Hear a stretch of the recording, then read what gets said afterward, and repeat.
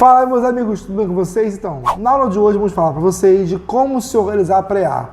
Mas antes de entrar nesse tema tão complexo e interessante, se inscreve no canal e ativa o sininho para receber as notificações. Vamos lá?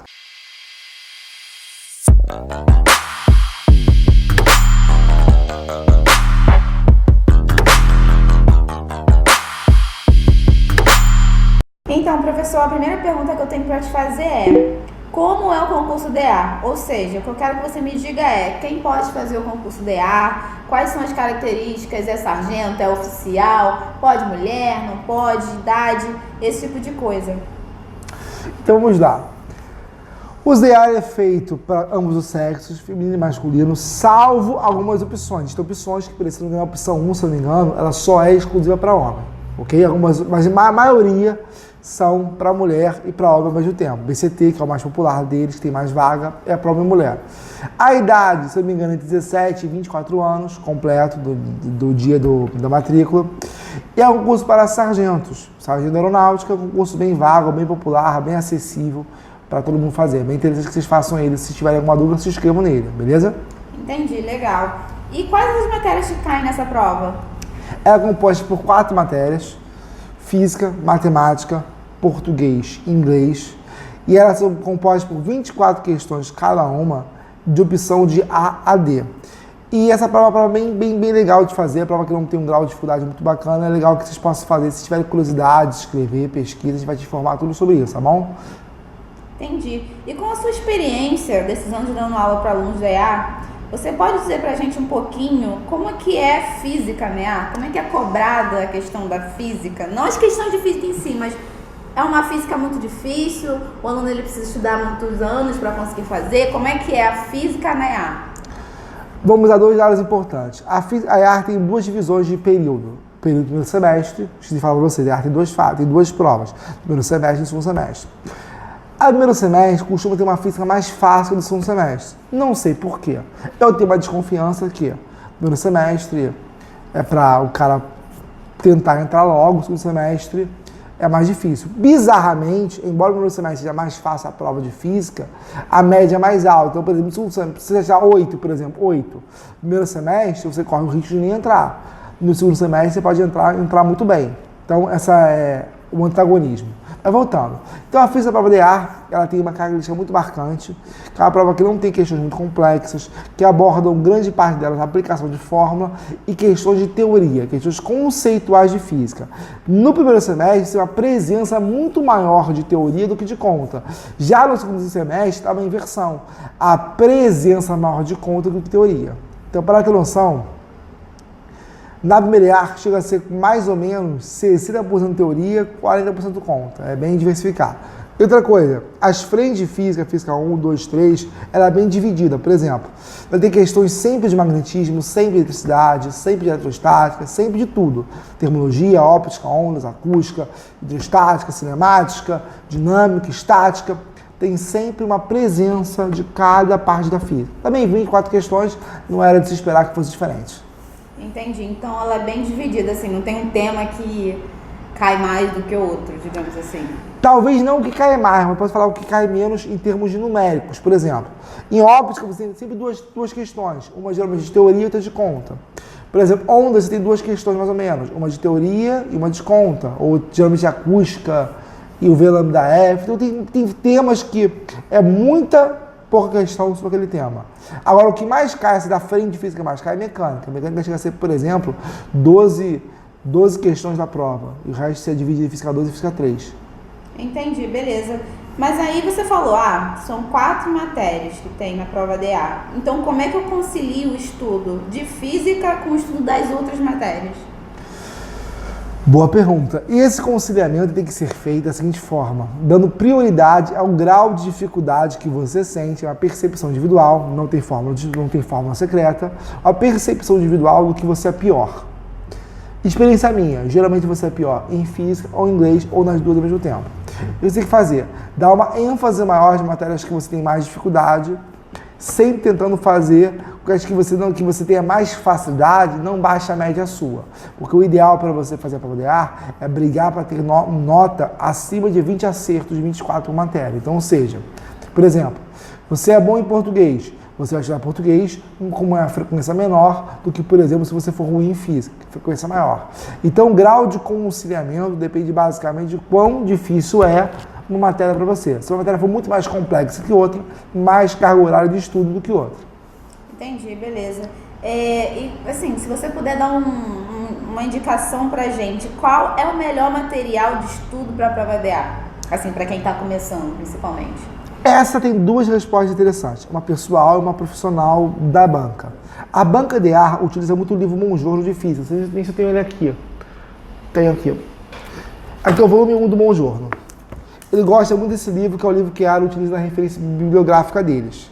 Só que eu, particularmente, prefiro outros livros que eu acho mais didáticos, como Física Clássica, que é uma coleção, que eu vou pegar um livro deles aqui para vocês verem. Eu gosto muito, uma coleção um pouquinho maior. E o famoso clássico Fundamentos da Física. Aqui é o volume 3 dele. Que é o volume 3 dele, que é bem interessante também. Então, já veja bem, os livros que eu particularmente gosto mais para EAR ou para qualquer coisa, são esses dois livros aqui. Essas duas coleções, tá? Esse aqui é composto por 3 livros, essa coleção, e essa aqui por 5 livros, tá? Física Clássica e Fundamentos, que é o famoso Ramalho. Só que a EAR a EAR utiliza quando ela vai resolver as questões de física, lá no gabarito dela, ela cita como referência bibliográfica das questões o Monjorno de Física.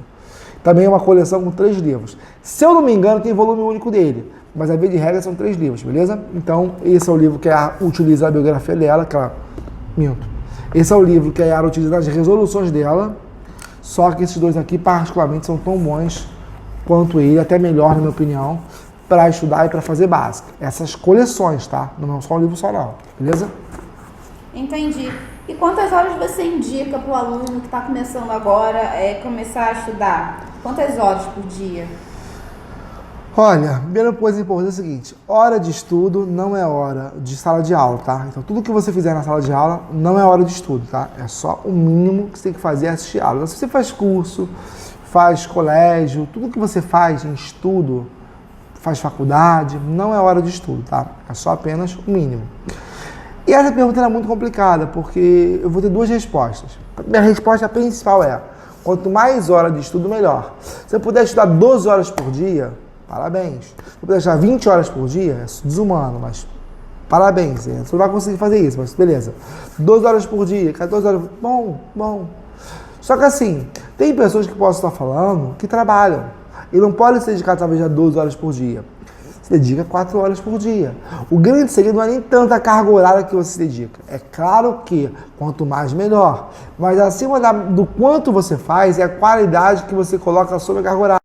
Então, por exemplo, talvez eu esteja falando para alguém que trabalha e talvez estudar 12 horas por dia seja inviável. Então, coloque qualidade nas horas que estudarem. 4 horas, 2, 3 horas. O mais importante não é nem tanto a quantidade de horas. É o quão você consegue se dedicar a ela e o quão você consegue melhorar o que você é ruim. Por exemplo, suponhamos que seja ruim em inglês. Se eu me dedicar muito a inglês, talvez eu consiga tirar uns 20, uns 18, 19, 20 e consiga passar. Me garanto em matemática e física, o que eu tenho que fazer? Focar em português e inglês. Você usa a energia, o pouco tempo que você tem e destina ele ao que você é pior. E se levanta em cima disso. Aviso a vocês uma coisa muito importante. Estudar o que você sabe menos é o melhor caminho, mas ignorar o que você já sabe é o mau caminho. Então você tem que gastar muita energia no que você é ruim e gastar, só que menos energia, no que você julga ser melhor, ser bom, beleza? E ser bom e ser melhor não é não ser ruim, tá, gente? Não, eu sou bom em história porque eu não sou ruim em matemática. Não ser ruim é você não ser mesmo, tá? Você dominar português, fazer português, mandar 20, 21, 22, errar uma questão ou outra, isso é ser bom. Então, veja bem, dedica a tua energia ao que você é ruim e não esquece de estudar o que você se julga ser bom, beleza? Entendi, mas por exemplo, são 4 matérias, eu estudo uma por dia e aí em um dia de semana eu repito, como é que você sugere?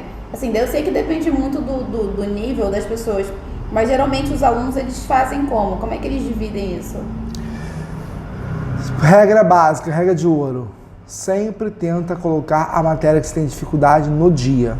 Exemplo, se você for ruim em matemática e em física, tenta fazer de tudo para que matemática e física apareçam todos os dias da sua vida. Segunda-feira, matemática e inglês. Terça-feira, física e português. Quarta-feira, dando ênfase sempre, aparecer, as matérias que você tem dificuldade aparecer todos os dias. Exemplo, matemática, inglês, física. Se for 3 matérias. Todo dia, matemática, português e física. Outro dia, matemática, inglês e física. Dando ênfase a todas as matérias do dia a dia. É claro que depende da viabilidade sua. Por exemplo, se tiver, talvez, sei lá, 3 horas para estudar, não seja tão viável você fazer isso. Mas tenta dar sempre maior carga horária, fazer as matérias que tem mais dificuldade aparecer todos os dias para você, beleza? Entendi. Pô, muito legal mesmo, sério. Falando nisso, falando no EA, eu não posso deixar de mencionar um caso de sucesso seu, que tem até um vídeo, sobre o aluno Lucas Ivan, que passou. E aí eu queria que você comentasse um pouquinho sobre como é que foi aprovar, não só esse, né, mas esse, ele tem um vídeo, é bem bacana até para compartilhar com as pessoas que estão assistindo esse vídeo agora. Conta um pouquinho sobre o Lucas Ivan pra gente, como é que foi a trajetória dele na EA. Essa é sempre bom saber aluno passando, é sempre legal você ter aluno que esteja aprovado, é muito bacana. O Lucas Ivan tem uma história muito interessante, porque ele queria ser do Colégio Naval com 13, 14 anos, teve dificuldade na prova, não conseguiu passar. Mesmo sem conseguir passar, ele tentou e passou. Ele teve que operar a vista deles às pressas, porque ele tem problema na vista e não pode entrar. Tem mais... toda pessoa que tem problema na vista não pode entrar? Claro que não. Tem uma regrinha digital lá, quantos graus tem que ter, qual doença tem que ter. Mas regrinha digital. Então teve que operar expresso para conseguir entrar. E foi muito bacana, porque, tipo assim, ele é muito bom em inglês, é fluente em inglês, então não era o problema dele. O problema dele era matemática, ele não era ruim, porque como ele fez colégio naval, ele se focou muito na matemática dele. Estudou pro colégio naval há muitos anos. Então física era o único karma dele, ele tirava sempre a nota baixa, tipo, 12, 13, quando não reprovava. Aí ele veio pra cá, conseguiu tirar quase 20 e conseguiu entrar na EA, foi bem bacana. O depoimento dele já lá na minha página do Facebook, do Instagram. Poxa, muito legal, sério mesmo. E assim, pra finalizar esse vídeo, que conselho que você pode dar pra quem tá assistindo esse vídeo e quer fazer a prova DA, às vezes é o primeiro ano, ou às vezes já tentou e não conseguiu? Que conselho você pode dar pra essa pessoa que está começando a se organizar para fazer a prova DA? Às vezes ela está se organizando depois de ter sido reprovada, às vezes ela está tentando pela primeira vez. Dá um conselho para essa pessoa. Primeiro conselho é o seguinte: aprenda a lidar com as frustrações que é o ato de estudar. Porque você vai ter frustrações, você vai ter dificuldade, você não vai conseguir entender algumas matérias, não vai conseguir entender outras, vai ter dificuldade, então aprenda a lidar com a frustração do processo de estudar.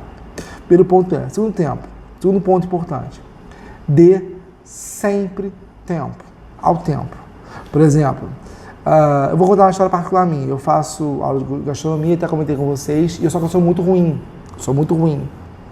E a gente faz prova lá, eu não sou o melhor aluno, não sou um dos piores alunos, mas eu faço tudo pra lá. Todo mundo pergunta, mas você tem dificuldade? Eu falei, claro que eu tenho. Isso é ruim pra mim? Claro que não, porque eu entendo que eu preciso de tempo para aprender uma coisa que eu nunca fui bom. Quando eu comecei a dançar alguns anos atrás, uns 5, 6 anos atrás, eu tive muita dificuldade, mas eu me permiti me dar tempo. Então, se você tem problema de frustração, você fica frustrado, não, cara, entenda, tem tempo. Você demorou uma vida inteira, você demorou 12 anos no colégio para não aprender nada. Não queira recuperar tudo em 6 meses. Se você tiver que demorar 6 meses, que demore. Demore. Mas se dedique ao máximo e não se frustre. Aprenda a lidar com a frustração de estudar. Estudar, ele é cansativo e frustrante. Se você não conseguir lidar com a frustração, você vai ser aquele cara que eu conheço que é o pior tipo de aluno que tem. O cara que não passa de primeira e desiste. Ele vai fazer vestibular,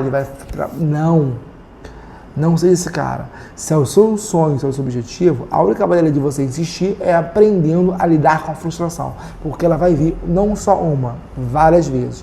E você precisa ter coragem de levantar a cabeça e seguir em frente. Isso realmente é muito importante. E terceiro e último conselho é o seguinte: estude todo momento que você puder. Se você puder estar lá, exemplo, no banheiro, escutando uma aula de inglês, de verbo, faça isso. aproveite. Se é aluno, sei lá, indo para o trabalho, não sei o que, você puder abrir um livro, faça. Se você estiver esperando o professor chegar em sala de aula e puder fazer mais questões, faça. O tempo é o seu maior e o seu pior inimigo. O maior inimigo porque você tem que correr contra a idade, contra o tempo. E o seu menor inimigo que ele vai fazer você se aprimorar e aperfeiçoar cada vez mais. Então o maior conselho é, lide com a frustração, estude quando puder e se permita ter tempo de aprender, de absorver e de evoluir. 3 conselhos de ouro para você nunca mais ter nenhum problema com o concurso militar. O concurso é feito até passar. Ok? Até passar. Você faz até passar, não para passar. Beleza? Então, gente, por hoje é só, gente. Muito obrigado. Qualquer dúvida, qualquer comentário que você não fazer, sinta-se à vontade. Eu espero ter ajudado vocês um pouquinho de luz para ajudar vocês a perceberem como funciona isso melhor. Tá bom, gente?